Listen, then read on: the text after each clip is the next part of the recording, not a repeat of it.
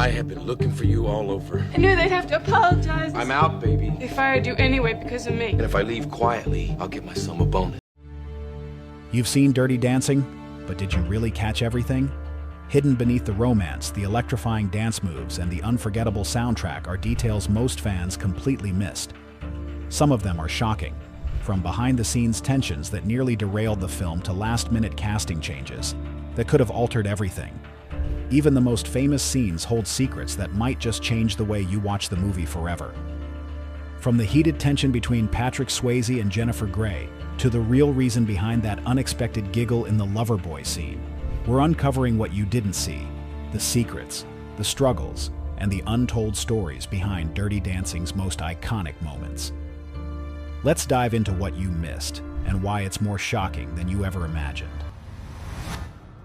Behind the scenes, the untamed heart of Dirty Dancing. On the surface, Dirty Dancing looks effortless. Its smooth choreography, sizzling chemistry between Patrick Swayze and Jennifer Grey, and unforgettable dance sequences feel like pure magic. But in reality, much of what audiences fell in love with was never part of the plan. Many of the film's most iconic moments were improvised, with Swayze and Grey pushing the boundaries of their performances. Instead of rigid choreography, the actors relied on instinct, which made their interactions feel authentic and unscripted. While their movements on screen suggested deep intimacy behind the scenes, their relationship was anything but smooth. Having previously worked together in Red Dawn, Swayze and Grey already had unresolved tension that carried over onto Dirty Dancing. Their contrasting work styles only heightened the friction. Swayze, a classically trained dancer, was known for his discipline and perfectionism. Grey, on the other hand, approached things with a looser, more spontaneous energy. Their clashing work styles led to frequent disagreements, with Swayze growing frustrated over Grey's hesitation and unpredictability in certain dance scenes. Grey, in turn, found Swayze's intensity overwhelming. At one point, their friction nearly derailed production entirely. The peak of their frustration came during the Loverboy scene in Johnny's cabin, where Johnny runs his hand down Baby's arm in a slow, sensual motion. The problem? Grey could not stop laughing. Take after take, the giggles kept coming, much to Swayze's growing exasperation. While audiences now see it as an endearing moment, Swayze was anything but amused. His frustration reached a boiling point, and tensions between them became so thick you could cut it with a knife, or, in this case, a well-placed dance move. Things got so tense that Grey became hesitant to continue filming. And Swayze, yes, Patrick Swayze, the tough, effortlessly cool heartthrob, was reportedly brought to tears as he pleaded with her to push through. Ironically, the very real tension between them ended up elevating the scene. The slight annoyance on Johnny's face, the way Baby struggles to keep a straight face, completely genuine. What could have been a disaster became one of the most iconic and beloved moments in Dirty Dancing. Sometimes a little behind-the-scenes chaos is exactly what makes the magic happen. But the struggles didn't stop there. Dirty Dancing was never meant to be a blockbuster. With a modest $6 million budget, the studio had little faith in the film's success. The filming schedule was grueling. The cast and crew worked exhausting 12-hour days, 6 days a week, pushing themselves to meet deadlines under strict financial constraints. Adding to the challenge, the original script was much darker and more dramatic than the final film. The tone was later rewritten to infuse more romance and lightheartedness, completely shifting the film's entire direction. Even then, the battle wasn't over. Once filming wrapped, early test screenings were disastrous. Audiences reacted poorly, showing little enthusiasm for the film, and executives were convinced the film was doomed to fail. The studio panicked, briefly considering shelving it entirely or dumping it straight to home video. From the behind-the-scenes conflicts to the grueling shooting schedule and last-minute script changes had been for nothing. But then, something unexpected happened. Word of mouth exploded. Audiences connected deeply with Dirty Dancing, with its themes of love, self-discovery, and defying expectations. What was once dismissed as a niche project became a global sensation. Suddenly, this troubled production was rewriting cinematic history. Now let's delve into the fascinating stories behind the film's iconic casting and characters, where surprising twists and turns shaped Johnny, Baby, and the rest of the unforgettable cast. The untold stories behind Dirty Dancing's iconic casting and characters. When it comes to the magic of Dirty Dancing, the film's casting and character development played just as big a role as the unforgettable dance sequences. But securing the right actors wasn't always smooth sailing, and the characters we know and love today went through several surprising changes before becoming cinematic legends. Believe it or not, Patrick Swayze wasn't the first choice to play Johnny Castle. Producers initially envisioned Billy Zane, yes, the same Billy Zane from Titanic, as their leading man. He certainly had the brooding good looks, but there was just one problem. He couldn't dance. Val Kilmer was also considered, but ultimately passed on the role, a decision that turned out to be a blessing in disguise. Then came Patrick Swayze. With his background in ballet, natural charisma, and undeniable stage presence, he quickly proved he was the perfect Johnny. His instant chemistry with Jennifer Grey sealed the deal, proving that sometimes the right role finds the right person at the perfect moment. Speaking of Jennifer Grey, she almost didn't land the role of Baby either. The studio had other actresses in mind, including a young Sarah Jessica Parker and Winona Ryder. The hesitation wasn't about her talent, but rather her age. At 26 years old, Grey was considered too old to play a 17-year-old. But when she screen-tested with Swayze, their connection was so electric that the filmmakers couldn't deny it. She was Baby. However, just because their on-screen romance was magical didn't mean things were always smooth off-screen. Swayze and Grey had worked together before on Red Dawn, 1984, and didn't exactly hit it off. The second time around on Dirty Dancing, Swayze, a perfectionist dancer, sometimes grew frustrated with Grey's unpredictable energy, while Grey found his intensity overwhelming. But ironically, their real-life friction that carried over onto the set of Dirty Dancing only added to the authenticity of their passionate push-and-pull romance on screen. While Jennifer Grey had to learn to move like a dancer, Cynthia Rhodes, who played Penny, was the real deal. A professional dancer with experience in films like Flashdance and Staying Alive, Rhodes brought effortless elegance to every dance number she performed. Interestingly, Johnny Castle's character didn't always have the cool, rugged persona that Patrick Swayze embodied. Early drafts of the script had Johnny as a slick-haired Italian-American greaser, channeling more of a 1950s rebel vibe. But after Swayze was cast, the character was rewritten to match his Texan charm and rugged athleticism. A more soulful, grounded version of Johnny, whose passion for dance wasn't just about rebellion, it was about expression, survival, and of course, romance. The last-minute casting changes didn't stop with the leads. Kelly Bishop, now famous for playing Emily Gilmore on Gilmore Girls, wasn't originally supposed to play Baby's mother. She had been cast as Vivian Pressman, the older woman with her sights set on Johnny.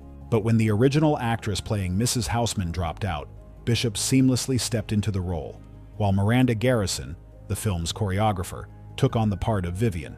Talk about a last-minute shuffle. Another unexpected breakout star? Wayne Knight, best known as the lovable but annoying Newman on Seinfeld. Dirty Dancing gave him his big break, playing Stan, the eager-to-please MC at Kellerman's.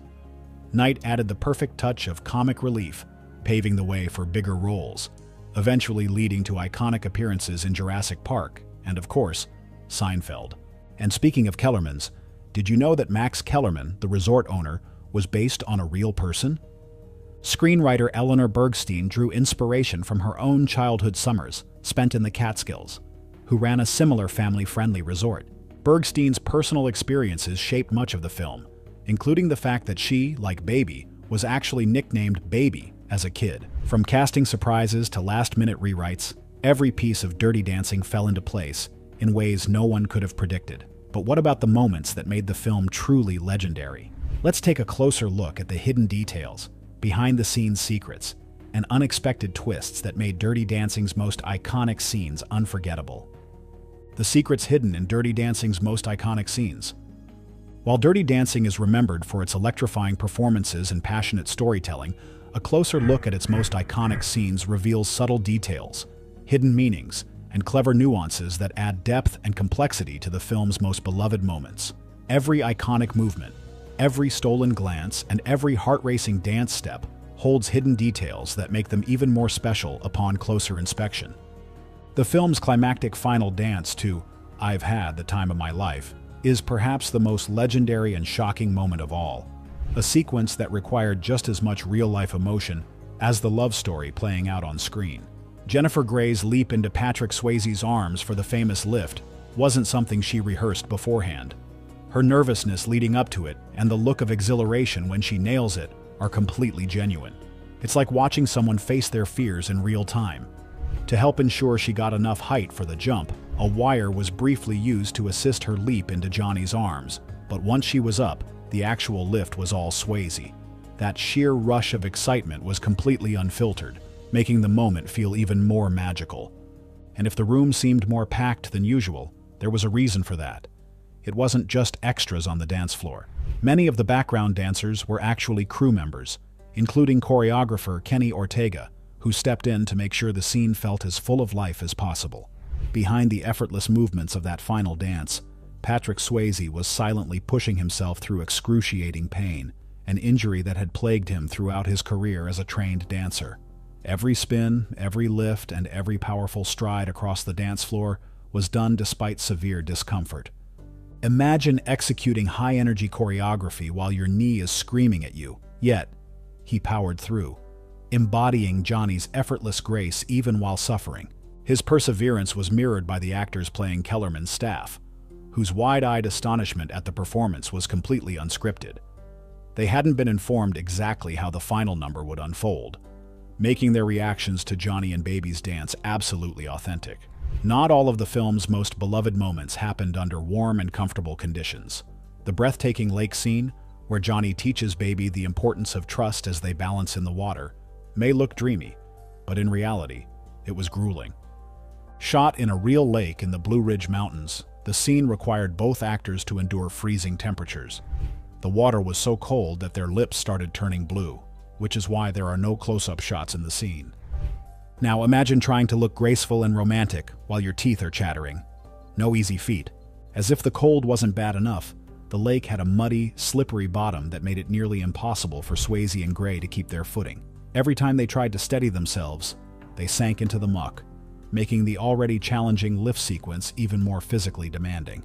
Swayze, already struggling with knee problems, had to fight against the suctioning mud while repeatedly lifting Grey over his head, all while freezing and trying to maintain that effortless movie magic. And despite the brutal conditions, there were no stunt doubles. Every movement was done by Grey and Swayze themselves, adding another layer of realism to the film's most picturesque moment. The iconic watermelon scene, where Baby stumbles into the staff quarters and catches her first glimpse of the underground dance scene, was another moment grounded in real-life authenticity. That watermelon she awkwardly hauls in her arms, completely real and just as heavy as it looks. Jennifer Grey wasn't faking her struggle. Those melons weighed about 20 pounds each, and she had to carry them repeatedly for multiple takes. No wonder Baby looks both fascinated and slightly miserable at the same time. Fear also played a big role in one of the film's defining training montages. The log balancing scene, where Baby practices her footwork on a fallen tree, was no easy feat for Jennifer Grey. But what audiences didn't know was that she was genuinely terrified. Her nervous laughter and hesitant stance weren't just good acting, they were her real reaction to being forced to balance on the narrow surface. And let's be real, who wouldn't be nervous about wobbling on a log over a stream? But this vulnerability is exactly what made Baby's transformation feel so real.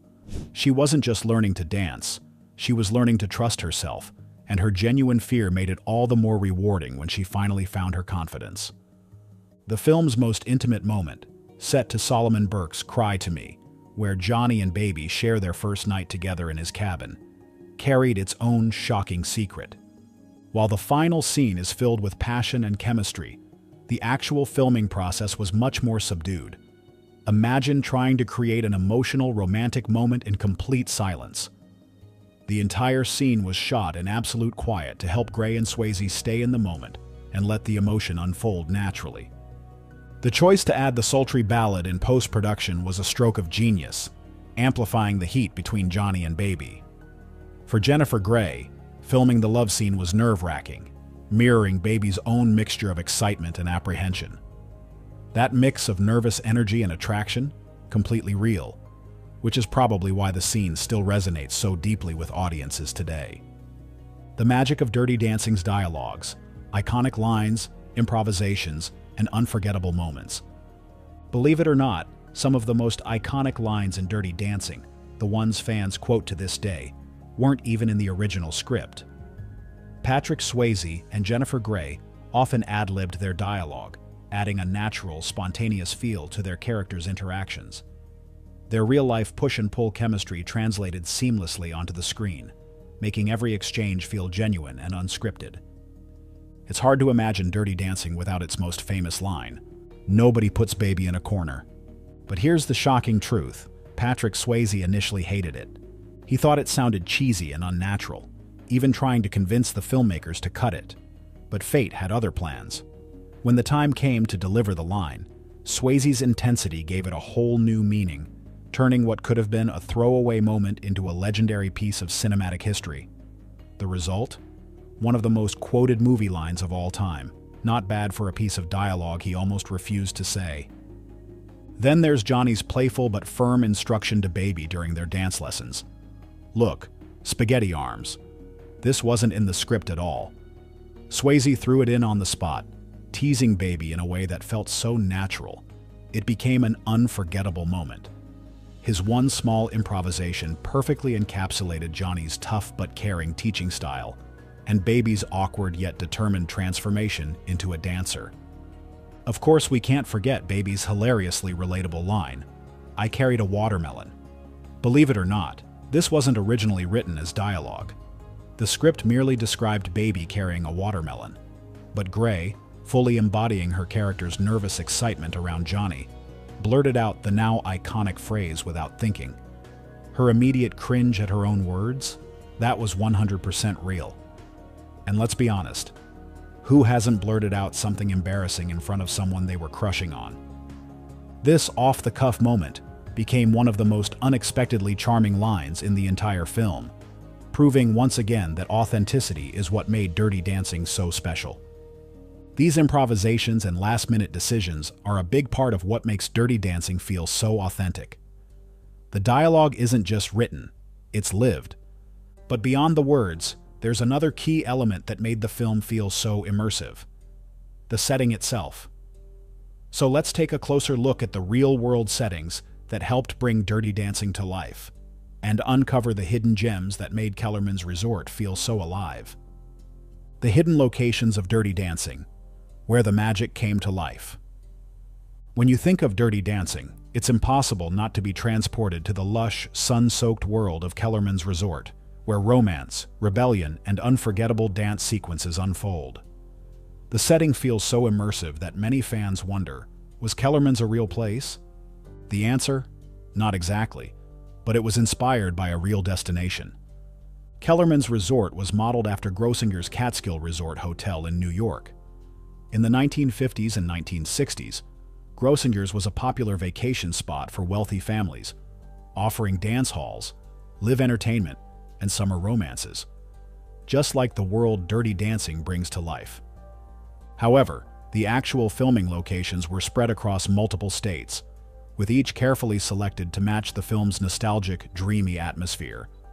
After scouting several locations, the filmmakers chose Lake Lure, North Carolina, as the main location, which would ultimately become the setting for this iconic movie.